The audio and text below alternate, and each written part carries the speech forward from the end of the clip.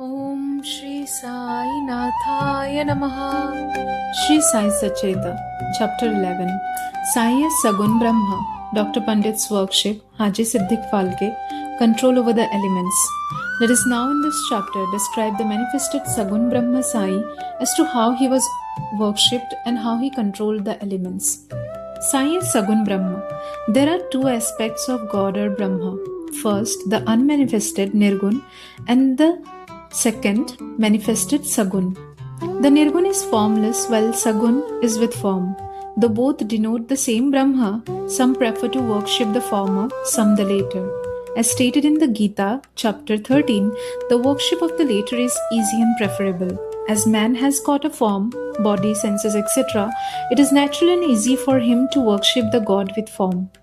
Our love and devotion do not develop unless we worship Sagun Brahma for a certain period of time. And as we advance, it leads us to the worship, meditation of Nirgun Brahma. So let us start with Sagun worship. Image, altar, fire, light, sun, water, Brahma are the 7 objects of worship.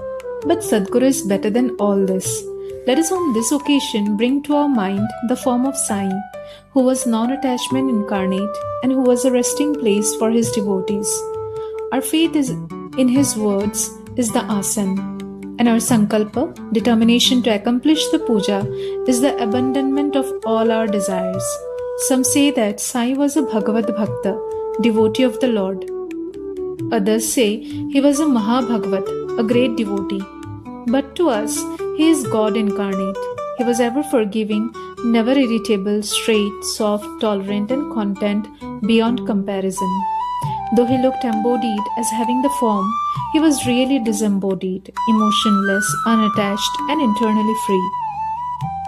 The Ganges on its way to the sea cools and refreshes the creatures affected with heat, gives life to the crops and trees, and quenches the thirst of many. Similarly, saints, souls like Sai, while they live their own, give solace and comfort to all. Lord Krishna has said that the saint is my soul, my living image. I am he, or he is my pure form, being. This is indescribable Shakti or power of God, known as pure existence, knowledge and bliss, incarnated in the form of Sai in Shirdi. The Shruti Taititriya Upanishad describes Brahma as pure bliss. This we read or hear daily in the books, but the devout people experience this Brahma or bliss in Shirdi. Baba, the support of all, required no proper asan from anybody. He always used a piece of sackcloth for his seat, which was covered with a small mattress by his bhaktas and had a bolster placed by them, rested at his back. Baba respected the feelings of his devotees and allowed them to worship him as they liked. Some waved chamara fans before him, some played on musical instruments, some washed his hands and feet, some others applied scent and chandan. Some gave betel nut with leaves and some others offered navaidya. Though he looked like living in Shirdi, he was present everywhere. This all-pervasiveness of his was daily experienced by his bhaktas. Our humble prostration to this all-pervasive Sadguru. Dr. Pandit's worship. One Dr. Pandit, a friend of Tatya Sahib Nulkar, once came to Shirdi for Baba's darshan. After saluting Baba, he sat in the masjid for some time. Baba asked him to go to Dadabhat Kelkar. He went to Dadabhat, by whom he was well received. Then Dadabhat left his house for puja and Dr. Pandit accompanied him. Dadabhat worshipped Baba. Nobody until then dared to apply sandal paste to Baba's forehead. Only Mahalsapati used to apply it to his neck.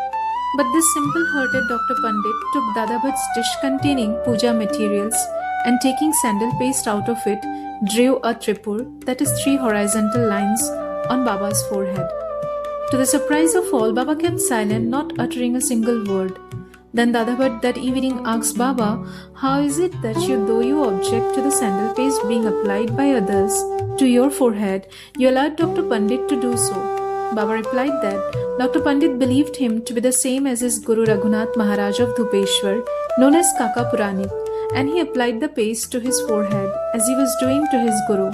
Hence, he could not object.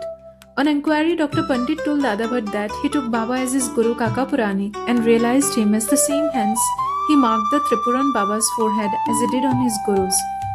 Though Baba allowed the devotees to worship him as they pleased, still sometimes he acted in a strange way.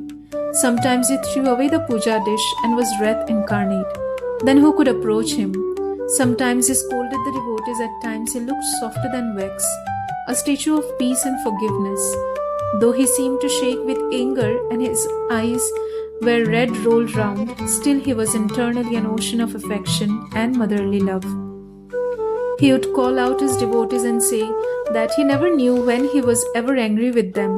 If it was possible that mothers could kick their children and the sea turn back the river, he too could neglect the devotees' welfare, and that he, the slave of his devotees, always stood by them and responded to them whenever they called upon him, and that he always longed for their love. Haji Siddhik Phalke. There was no knowing as to when Baba would accept a devotee. That depended on his will. Siddhik Phalke's story is to the point. One Muhammadan gentleman by name Siddhik Phalke of Kalyan, after making pilgrimage to Makkah and Medina, came to Shirdi. He lived in the Chawri, facing north, and sat in the open courtyard of the masjid. For 9 months, Baba ignored him and did not allow him to step into the masjid. Phalke felt disconsolate and did not know what to do.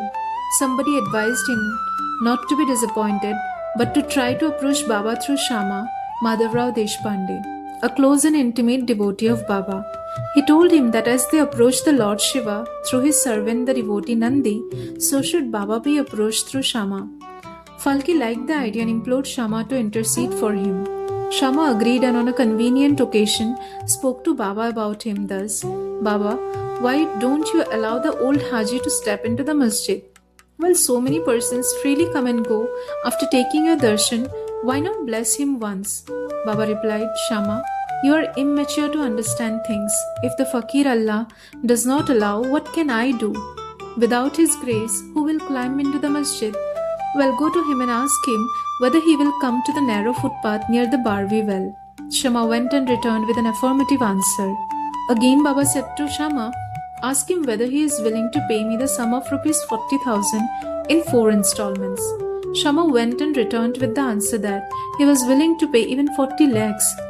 Again Baba said to Shama, we are going to cut a goat in the masjid, so ask him whether he would like to have its meat, haunch or testicles of the goat. Shama returned with the answer that the Haji would be happy to receive a small crumb from Baba's kolamba, that is mud pot. Hearing this, Baba got excited and with his hands threw away the earthen jars and kolamba and straightway advanced to the Haji and lifting his kafni up in arms said, why do you brag and pose yourself as an old Haji? Do you read Quran like this? You're proud of your pilgrimage to Makkah, but you do not know me. Being thus scolded, the Haji was confounded. Baba then went back to the masjid, purchased a basket of mangoes and sent them to the Haji. Then again Baba went to the Haji and taking out rupees 55 from his pocket, gave them in Haji's hand. Thenceforth, Baba loved the Haji, invited him for meals, and the Haji thereafter came into the masjid. Whenever he liked, Baba gave him at times some rupees, and thus the Haji was enrolled in Baba's darbar. Baba's control over the elements. We shall close this chapter after describing 2 incidents showing Baba's control over the elements. First, once at evening time, there was a terrible storm at Shirdi. The sky was overcast with thick black clouds, winds began to blow with great force, clouds roared and lightning began to flash, and rain started pouring in torrents. In a short time, the whole place was flooded with water.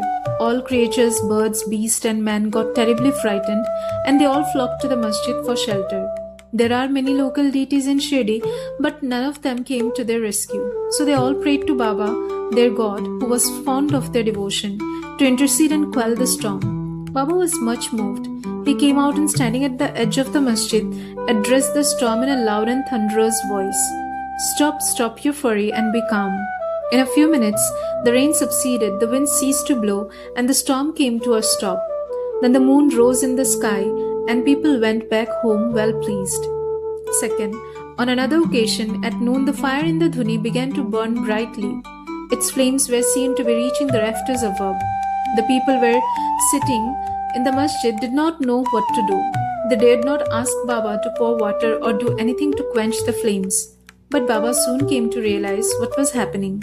He took up his satka short stick and dashed it against a pillar in front, saying, "Get down, be calm." At each stroke of the satka, the flames began to slow down, and in a few minutes the dhuni became calm and normal. This is our Sai, an incarnation of God. He will bless any man who will prostrate and surrender himself to him. He who will read the stories of this chapter daily with faith and devotion will soon be free from all calamities, and not only this, but always attached and devoted to Sai. He will get very soon God vision, all his desires will be fulfilled, and being ultimately desireless, he will attain the supreme Amin. Bow to Shri Sai. Peace be to all.